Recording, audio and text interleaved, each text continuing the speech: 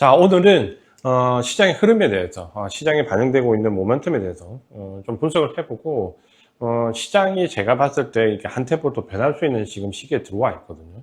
여기에 대해서 전략을 좀 어떻게 세우면 좋을까? 심리적으로 우리가 굉장히 많이 위축되어 있는데, 왜 이렇게 많이 위축되어 있나? 요걸 한번 짚어보도록 하겠습니다.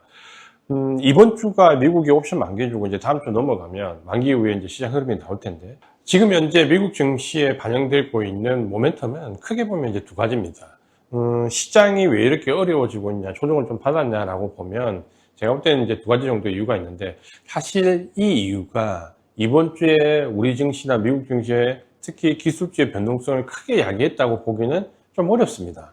근데 시장에 전반적으로 반영되는 모멘텀은 분명히 있죠. 그래서 지금 증시에 반영되고 있는 크게 보면 악재는 거의 여기 이 두 가지에서 발생됩니다. 하나는 어쨌든 미국과 이란의 갈등이 또 불거지면서 일단 호르무즈 해협이 막혔죠. 그러니까 호르무즈 해협이 막혔다라는 부분에서 유가의 급등, 그리고 하나는 국제금리가 고공행진하고 있잖아요. 그러니까 이 두 가지가 작은 이슈는 아닙니다. 당연히 그렇죠.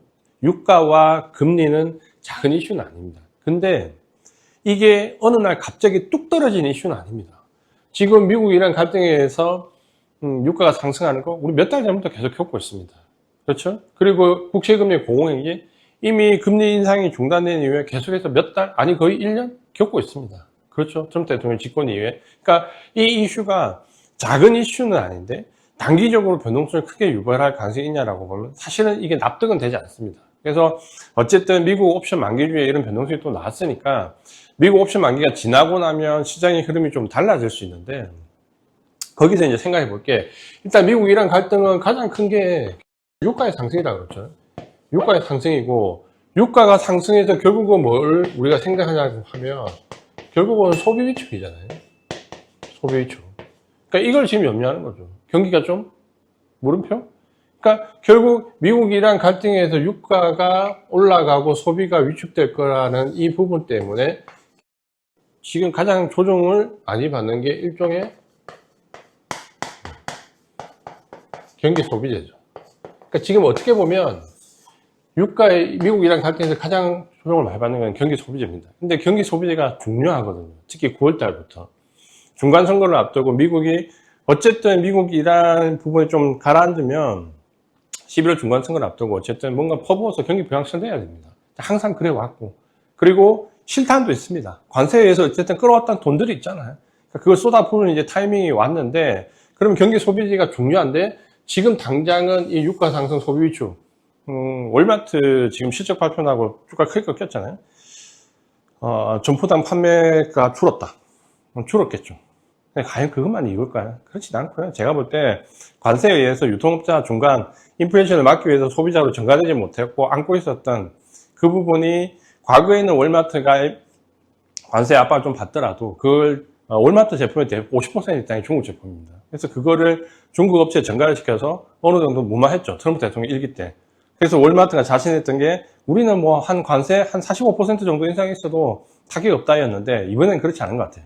왜냐하면 중국 업체에 들어오는 루트도 많이 잘렸고 다른 데로 돌아서 들어오는 상품 유통 구조에서 본인들이 좀 따놨던 부분 제가 볼 때 분명히 있습니다. 그러니까 그런 복합적인 부분이라고 보면 어쨌든 경기 소비재가 어떻게 될 거냐, 이게 지금 가장 첨예한 부분입니다. 그리고 국채 금리가 고공행진을 할 때는 이게 국채 금리에서 어느 정도 동일한 방향으로 움직일 수 있는 건 금융주죠.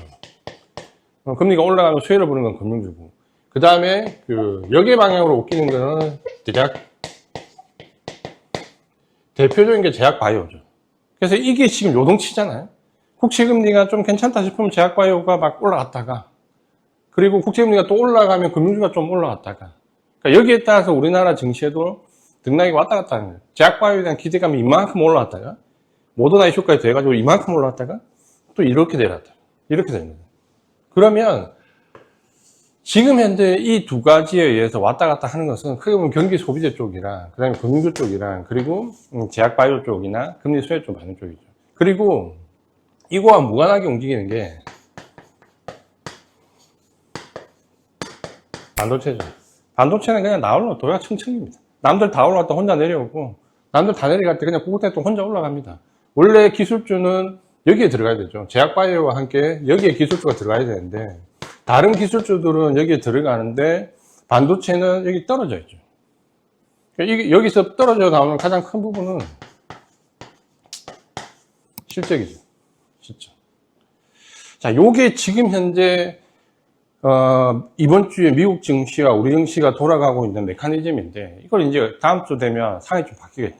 그러니까 왜냐하면 여기는 오로지 수급 논리에서 파생해서 움직였잖아요.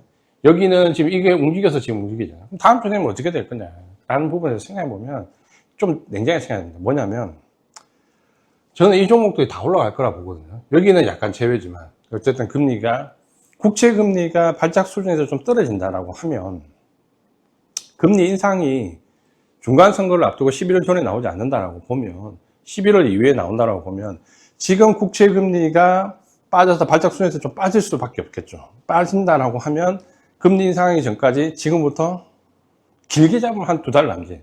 주가는 좀 선방향하니까 만약에 그 이후에 금리 인상이 예정됐다 하면 좀 더 땡겨주니까 한 달 반? 한 달? 길게 잡으면 2달? 그 정도 시간이 있겠죠. 그때까지 여기가 반등이 나오면 뭐 해야 됩니까? 여기는 여기에 관계니까 정리를 해야 되겠죠. 정리를. 그러니까 올라와서 정리를 해야 되겠죠. 그리고 여기는 당장은 국채금리가 빠지면 흐름이 좋지 않겠지만 그때 매집을 해야 되겠죠. 어쨌든 지금은 금리 인하 시기가 아니고 금리 인상 시기로 들어가는 거죠. 이 여기관계를 착각하면 안 되는데, 대부분 이 사이에서 제약바이오가 반짝 상승하면 대부분은 좋다라고 생각합니다. 물론 제약은 미국이 대형 제약자 신약 개발과 관련 쪽에서 레벨업된 종목이 많기 때문에 좀 예외입니다. 바이오의 경우에 그렇게 보셔야 됩니다. 그러면 금융주나 바이오 대응은 어떻게 해야 됩니까? 그 다음에 경기 소비재는 미국과 이란 갈등에 의해서 지금 주춤주춤 하면 어떻게 해야 될까요? 반도체를 제외하고 9월, 10월 넘어가서 좀 볼 수 있는 거는 제가 볼 때는 경기 소비재입니다. 왜? 어차피 중간 선거를 앞두고 관세에서 끌어모은 돈으로 퍼부을 거기 때문에. 그게 맞든 안 맞든 몇 달은 올라간다는 거죠. 그러면 지금부터 9월 달부터 몇 달은 오히려 미국이란 갈등에 의해서 유가가 올라가고 소비가 위축된 데서 경기 소비재 빠지면 이것 좀 모아가야 되겠죠. 이것 좀 모아가야 되겠죠. 이것 좀 모아가야 되겠죠. 이거는 올라오면 정리를 해야 되겠죠. 여기는 어떻게 해야 됩니까? 이건 손대면 안 됩니다. 그대로 가죠. 왜? 이런 영향에 영향을 안 받는다는 거죠. 오로지 반도체는 실적 논리고 수급 논리이기 때문에 거기에 따라서 수급에 따라서 단기적으로 치고 빠지는 빨리 치고 빠지든지, 아니면 펀더멘탈을 믿고 적어도 연말까지 끌고 가든지, 딱 그 전략밖에 없습니다. 그렇게 선택해서 대응을 하셔야 되고, 그러면 지금 뭔가 반도체가 조정받을 때 주도주가 막 혹시 제약바이오가 다시 부활하지 않느냐부터 여러 가지가 지금 나오겠지만, 이 스토리의 중심을 딱 잡고 보셔야 내가 지금 조정받더라도 어디는 모아가야 되고, 이게 지금 올라가지만 어디는 정리를 해야 되고, 이거는 국고장의 주도주를 어떻게 가져가야 되는지가 나오는 거죠.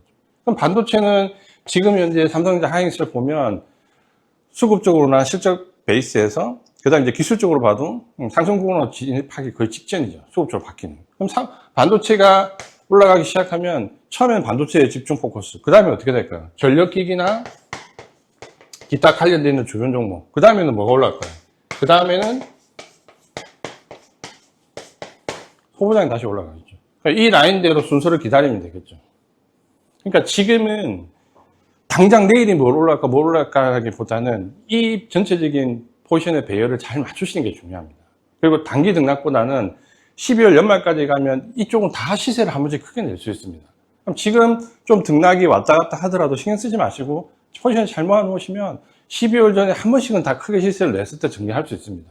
그러니까 그 부분을 잘 생각해 보시면 좋을 것 같고, 우리가 그 선물 옵션, 우리나라 만기도 마찬가지고 미국 옵션 만기도 마찬가지인데, 예전에는 이 정도로 변동성이 크진 않았습니다. 근데 분명히 우리가 옵션 만기에 들어오면 계속해서 뭔가 변동성이 커지고 뭔가 말도 안 되는 이유가 붙거든요. 그러면 이제 이거를 이제는 무시할 게 아니라 좀 인지를 하고 있어야 됩니다. 그래서 미국 옵션 만기가 오면 또 반도체를 중심으로 AI 모멘텀 받는 기술주 중심으로 어떤 일이 생기지 않냐의 부분을 좀 효과를 곤두세워야 되고, 그게 진실일까 가짜일까 생각을 냉정하게 해봐야 됩니다. 지금까지 나왔던 일들은 만기가 지나고 나면 정말 아무것도 아닌 일들이에요. 터보 콘트나 메타의 데이터 센터 진출이나 기타 등등등등 만기주의 기술주에 나왔던 모든 그 소문들이 사실은 만기가 지나고 나면 전부 다 아무것도 아닌 일이었습니다. 이걸 잘 생각해 보시고, 내가 어디를 굳건히 잘 가져가고 어떤 주도주를 시기에 맞게 적절하게 가져갈 건가. 이걸 꼭 생각하시고, 코스닥에 대한 기대치는, 저희가 이 시간에 말씀을 드리겠지만, 아직까지는 코스닥 시즌이 아니다. 반등이 좀 강하게 나왔다라고 하더라도, 이 부분은 계속해서 물려있는 종목의 비중을 좀 줄여나가는 방향으로 생각을 하셨으면 좋겠습니다. 오늘은 시장이 너무 이제 미묘하니까 전략에 대해서 말씀을 드렸고요. 지금 같은 때가 어렵습니다. 제가 정말 솔직히 말씀드렸어요. 전략을 이렇게 말씀드리지만 사실 요즘에는 전략을 말씀드리기가 쉽지가 않아요. 그러니까 예를 들어 반도체가 버티면 좀 됩니다라고 말씀드려도 그 버티는 동안 하루에 10%씩 막 빠집니다. 버티는데 그렇게 하락하는 걸 견디기 쉽지 않죠. 그래서 본인이 정말 치고 빠지실 거면 정말 확실하게 치고 빠지시고, 그렇지 않다라고 하면 그냥 버텨야 됩니다. 버티면 펀더멘탈에 맞는 수준에서 정리를 할 수 있습니다. 그 부분을 잘 기억하시면서, 어렵지만 아마 이번 주 지난주 미국 옵션 만기가 지나면 제가 볼 때 조정이 뭐 며칠 안에 마무리될 수 있을 것 같거든요. 조금 더 긍정적인 부분 시장을 보시기 바랍니다. 다음 주는 이제 우리가 매월 금요일, 마지막 주 금요일에 주식시장 콘서트가 있습니다. 콘서트에서는 주도주와 다양한 전략과 관련된 부분에서 또 한 달 동안 어떤 대응을 하셔야 되는지에 대해서 저희가 자세하게 말씀을 드리고 있으니까, 한 달에 한 번 정도 하는 콘서트는 꼭 한번 청취를 해보시기 바랍니다. 종목도 중요하지만 전략도 중요하고, 둘 다 참고하실 수 있는 부분이 꽤 좋은 부분이 있습니다. 주식시장 콘서트 많은 관심 부탁드리겠습니다. 저는 다음 주에 또 다른 더 좋은 내용을 가지고 시장을 압박할 수 있는 내용을 가지고 찾아뵙도록 하겠습니다. 이재환이었습니다.